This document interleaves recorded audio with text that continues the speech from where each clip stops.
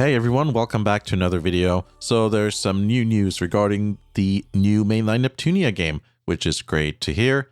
So yeah, it's been like over 10 years or something, and there's a new trailer out and some new information, so let's go over that. The trailer is in 60 FPS, which is very nice to hear, or see rather, because yeah, that means, well, I mean, that's better than 30 FPS. So one of the things that's interesting is that my assumption about the new characters, you know which consoles they represent is correct. So the red one being the Switch or Switch 2, the blue one being PS5, and then the two the green characters being Xbox Series X and S. There's also a couple articles there that just summarize everything out on the internet, like Automaton and RPG Gamer and Gametsu and stuff like that. And basically, it's kind of all the same information there. I just happen to be looking at the Gametsu article there. It says, Compile Heart has announced Neptunia Unlimited. That's, what seems to be the title there. I've also seen the title Super New Dimension Game Neptunia and then the Infinity logo. And then you can see that there's like an Infinity logo that also kind of looks like an 8, which is funny because, V2 looks like Roman numeral 7, Neptunia, and weird numbers. There you go. So yeah, it's a sequel to Neptunia V2, and it's going to come out for a couple of consoles, PlayStation 5, 4, Switch 2, and Switch 1. So it will launch August 27th in Japan, and apparently we even have a price, which is 8,580 yen, and it also says the PS4 version will be digital only. And there's going to be a limited edition for 19,800 yen, and it includes the game, a special box, premium art box there, art book, sorry, soundtrack, CD. There's going to be a season pass, so I guess there's going to be DLC. And then there's something called a Divine Cross promotional card. Not sure what that means, but that's what it says here. It doesn't mention PC, but, a lot of times we have PC releases 1 year later. And yeah, that seems like something that would make sense. Maybe it'll line up with the North American/European release. Since, we're usually behind when it comes to Neptunia releases compared to Japan. There's a summary here about the story. It says, it was the, and then in brackets, first meteorite that signaled the end of the world. While everything was swallowed up in despair, only one remained, the goddess Neptune, in the white void. Guided by a mysterious voice, and with a number etched upon her cheek, interesting, the mark of another chance to face the end. Neptune's retry activates, triggering a cycle of endings and beginnings. So it kind of sounds like you can retry ability, makes it sound like there's multiple cycles of the game or something like that. It says, overcoming countless defeats, Neptune and company confront the true end. But there's some more interesting stuff going on here because it explains the world. So like game industry, we know what game industry is. We also know what Planetune is. But here's the new stuff.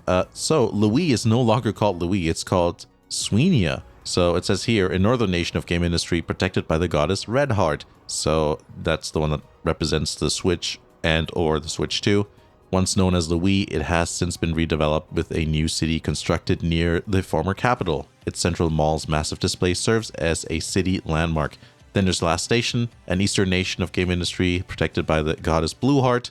It utilizes AI for city management, optimizing labor efficiency. That does sound, something that fits in the spirit of, Sony. Then there's Leanbox, this other nation of game industry protected by the goddess Eclipse Heart. That is not a color.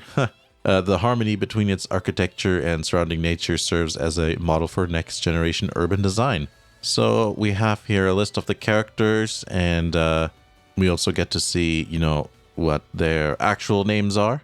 So obviously we have Purple Heart, which is Neptune. Red Heart is Rouge. Okay, makes sense. We've got, French names like we had with the previous goddesses as well. Ciel for Blue Heart.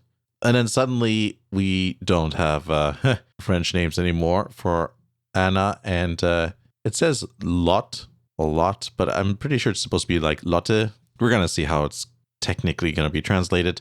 And then Noir, Blonde, and Vert are also mentioned here because they still are in the game. They are in the trailer at the end there. There's some interesting things in the trailer. Like, for example, other than the 60 FPS, like I mentioned, we can see the new environments, which seem very interesting. They're very futuristic in some cases. They look a little bit Like, the more nature-based dungeons, they look kind of cel-shaded, It's pretty common nowadays. So in terms of the motions, it's very interesting because you can fly around. Battles are not turn-based. Not really sure what I think of that because, I don't know. I think turn-based was fine and, I guess we'll see how it is. It's, we only have one trailer, so there's not much to say, but I'm sure there's some people who are worried about that because I've seen specifically people comment about how they want the turn-based combat to come back. The very interesting part is that it looks more free roam, so you can fly around, which I actually like the flying around part because it's like, it's fun to just have the goddesses in their goddess form actually flying around. It seems like that's something that you don't see that often in the other games, but it seems like it should be shown more often, if that makes sense. There's also something called end battles, where all the goddesses participate in. It looks like one of those big battles, I forgot what they're called, that you had in V2, where, you had these large-scale boss fights. It looks like it's an extension or an evolution of that. We can also see some outfits, which are interesting. So, as somebody mentioned, or actually a couple of people mentioned in the other video, where I'm like, what happened to the PS4, Xbox One? Are they just going to skip it? Yeah, the next forms that they had in V2, of course, those were PS4 and, Xbox One and all that. So it's like, yeah, that makes sense. For some reason, I just kind of glossed over that, and, with my brain there. But yeah, so that makes sense. You can see that the next forms still exist with the other goddesses, Noir, Blonde, and Vert. And Neptune seems to have that form as well. I didn't compare the images yet to see if the outfits are exactly the same, but it does look like it from memory there.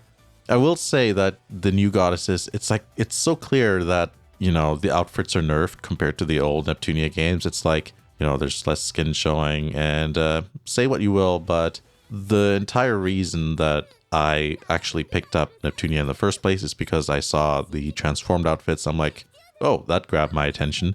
And then I just kind of wanted to see what it was about. And I thought, hey, that seems kind of interesting and unique. And also fan servicey. I'll give this a go. So, yeah, I think a lot of people also got into Neptunia because of that. And it's like, you know what? Removing that bit of fan service is just a little bit crummy, I think, to say the least. And then we can also see new outfits for the old goddesses there. And they've been very clearly nerfed as well. It looks like they're using their next forms when they're transformed, but then when they're not transformed, they've got these new outfits there. And yeah, I wonder if you can still have the old outfits. That would be interesting. But you can see that they were very strategic with how the new designs are. And it's like, I don't know. I don't like that. Who are they going to appeal to with this game? The mainstream? And besides, we can see with the gacha games and stuff that you can totally be successful with fan service. And yeah, I don't know. Of course, I'm sure they had to do this because, Nintendo's probably being a pain in the ass now, as well as, Sony is. So they're just like, oh, we gotta, can't do that anymore and whatever. So, and the only thing they can do, to circumvent that would be to just not have those games on that platform. But they have such a big presence on consoles, so they can't just go PC only, right? So, and I think there's also a large portion of Neptunia fans who would not like if it became a mobile game or something like that. So I think the developers are probably a little bit trapped when it comes to how they do the fan service and what the various platforms allow. But we are the people who want to buy these games, and I'm sure most of us would like to see fan service there that they're no longer allowing. So yeah, in terms of just being a good Neptunia game, I think minus the whole fan service bit, it does look like there's a lot of promising things. I do like the idea of that we have the current consoles, which are funnily enough a bit old now, but that's just the reality of how that works. And then the whole reset or retry thing is interesting because it sounds like it's a way to make replaying the game more, like how you try to get the different endings. It sounds like maybe there's a mechanic there that makes it more compelling to replay the game multiple times and things like that. So I'm interested to see how that is. And of course, the whole world exploration thing is interesting. And I would really like to be able to just see more of game industry instead of just seeing the old dungeons over and over again. Though it would be nice if they just threw in like Virtua Dungeon in there somewhere. And since that is like the classic dungeon that you see in almost every single game. Interestingly enough, I noticed that there are no little sisters shown anywhere there. So they were shown on the website. So they must be in the game somehow in some capacity, but I guess we'll see. There's no news in regards to any Western release, but most of the time with Neptunia, we have to wait about a year-ish, maybe half a year until the English version does release.